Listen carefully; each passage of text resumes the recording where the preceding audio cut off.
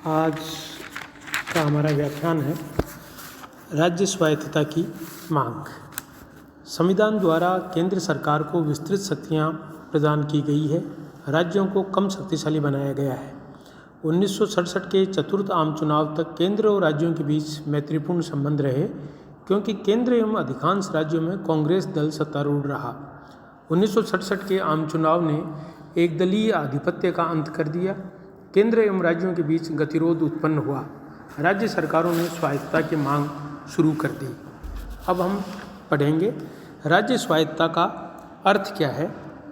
राज्यों की स्वायत्तता से अभिप्राय है कि राज्यों के आंतरिक मामलों में केंद्र का हस्तक्षेप कम हो, संविधान द्वारा प्रदत्त विषयों पर उन्हें निरपेक्ष सत्ता प्रयोग करने का अधिकार हो, राज्यों को अपने कार्य क्षेत्र में पूर्ण स्वायत्त बनाया जाए ताकि वे जनकल्याणकारी योजनाओं का क्रियान्वयन स्वतंत्र रूप से कर सकें। ये स्वायत्तता वित्तीय क्षेत्र में लगभग पूरी हो।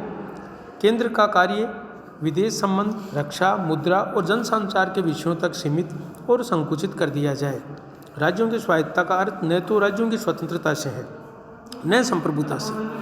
ये एक ऐसा वैधानिक दर्जा है जिसमें राज्यों को कतिपय निर्दिष्ट क्षेत्रों में पूर्ण स्वतंत्रता तथा कम से कम केंद्रीय हस्तक्षेप का आश्वासन प्राप्त होता है। देवराज अर्श के शब्दों में, अब संविधान में संशोधन करके केंद्र और राज्यों को संघवादी ढांचे में समान और स्वायत्त भागीदार बनाया जाना चाहिए। 1978 में शेख अब्दुल्ला ने कहा था, अब राज्यों को अधिक अधिकार दिए जाने चाहिए जिससे वे अपना विकास कर सकें। राज्यों की ओर से स्वायत्तता की मांग। 1967 में तमिलनाडु के तत्कालीन मुख्यमंत्री अन्नादुराई ने कहा कि संघात्मक संविधान में आदर्श केंद्र द्वारा सिर्फ उतनी शक्तियां व्यवहार में लाई जानी चाहिए कि देश की संप्रभुता और एकता की रक्षा हो सके। राज्यों को संविधान की ओर से स्वायत्तता प्राप्त है और उनके साथ नगरपालिकाओं के समान व्यवहार नहीं किया जा सकता। 1969 में गठित राजमन्नार समिति और इस समिति की सिफारिशों पर विचार करने के लिए बैठाई गई अध्ययन समिति ने अपनी रिपोर्ट में कहा कि अंतर्राज्य परिषद की स्थापना की जानी चाहिए, जिसके द्वारा एक से अधिक राज्यों के हितों को प्रभावित करने वाले सभी विषयों पर विचार किया जाए और जिसकी सिफारिशें बाध्यकारी हो। समिति की अन्य सिफारिशें थी, समवर्ती सूची में कम से कम विषय रखे जाएं, अवशेष शक्तियां राज्य सरकारों को दी जाए, राज्यपालों की नियुक्ति राज्य सरकारों की सहमति से की जाए और आयकर एकत्र करने की शक्ति राज्य सरकारों को सौंप दी जाए। 1977 में पश्चिम बंगाल की वाम मोर्चे की सरकार ने एक 7 सूत्री परिपत्र राज्यों को भेजा गया, जिसकी प्रमुख बातें थी।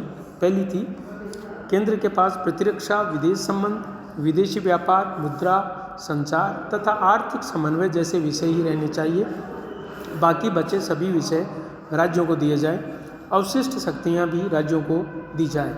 दूसरी थी, अनुच्छेद 356, 357 पूर्ण रूप से समाप्त कर दिए जाएं, राज्यपाल पद को पूर्ण संवैधानिक बनाया जाए। तीसरा, संविधान की प्रस्तावना में यूनियन शब्द के स्थान पर फेडरेशन शब्द को अपनाया जाए। चौथा, राज्य विधानमंडल द्वारा पारित कानून किसी भी स्थिति में राष्ट्रपति के लिए सुरक्षित नहीं रखा जाना चाहिए। पांचवा, योजना आयोग के स्वरूप और गठन का निश्चय राष्ट्रीय विकास परिषद द्वारा किया जाना चाहिए। छठा, केंद्र सरकार की आय का 75% भाग राज्यों को दिया जाना चाहिए। सातवां, राज्यसभा के सदस्यों का निर्वाचन जनता द्वारा किया जाना चाहिए। राज्यसभा में सभी राज्यों का प्रतिनिधित्व समान होना चाहिए, दोनों सदनों के अधिकार समान होने चाहिए। 1977 में जम्मू कश्मीर के मुख्यमंत्री शेख अब्दुल्ला ने कहा कि समय आ गया है कि जबकि कानून वेताओं को केंद्र और राज्यों के बीच वित्तीय संबंधों तथा समस्त संबंधों पर पुनर्विचार करना चाहिए। पंजाब की अकाली दल सरकार तथा तमिलनाडु की ADMK सरकार द्वारा इस मांग का समर्थन किया गया। तत्कालीन प्रधानमंत्री देसाई ने कहा कि राज्यों से विचार विमर्श किया जा सकता है, परंतु केंद्र राज्य संबंधों पर बहस नहीं की जा सकती। राज्यों को अधिकार देने का तात्पर्य केंद्र को कमज़ोर करना। भारत जैसे देश में जहां विभिन्न धर्म, संप्रदाय, भाषा और जातियां हैं, राष्ट्रीय एकता को बनाए रखने के लिए केंद्र का शक्तिशाली होना आवश्यक है। 1983-84 में विपक्षी दलों द्वारा हैदराबाद, दिल्ली, श्रीनगर में सम्मेलन किए। इन सम्मेलनों का प्रमुख विषय था राज्य सरकारों में केंद्रीय हस्तक्षेप का विरोध करते हुए राज्यों के लिए अधिक स्वायत्तता की मांग। तत्कालीन प्रधानमंत्री इंदिरा गांधी का दृष्टिकोण था कि इस प्रकार की मांग को स्वीकार करना संघ की एकता, अखंडता तथा आर्थिक और राजनीतिक स्थायित्व के हित में नहीं है। 1991 में उड़ीसा के मुख्यमंत्री बिजू पटनायक ने प्रधानमंत्री को लिखे पत्र में कहा कि केंद्र के पास केवल रक्षा, विदेश और मुद्रा का अधिकार होना चाहिए। राज्यों को यह अधिकार दिया जाए कि वे अपनी विकास योजनाएं स्वयं बनाएं तथा अंतर्राष्ट्रीय वित्तीय संस्थानों से सीधे समझौते कर सकें।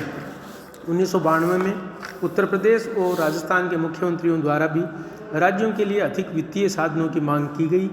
पूर्व राष्ट्रपति वेंकटरमन ने 1992 में कहा था कि यदि हम समाज में विभाजनकारी शक्तियों को नियंत्रित करना चाहते हैं तो हमें राज्यों के लिए अधिक स्वायत्तता की मांग पर विचार करना और उसके साथ सामंजस्य स्थापित करना होगा।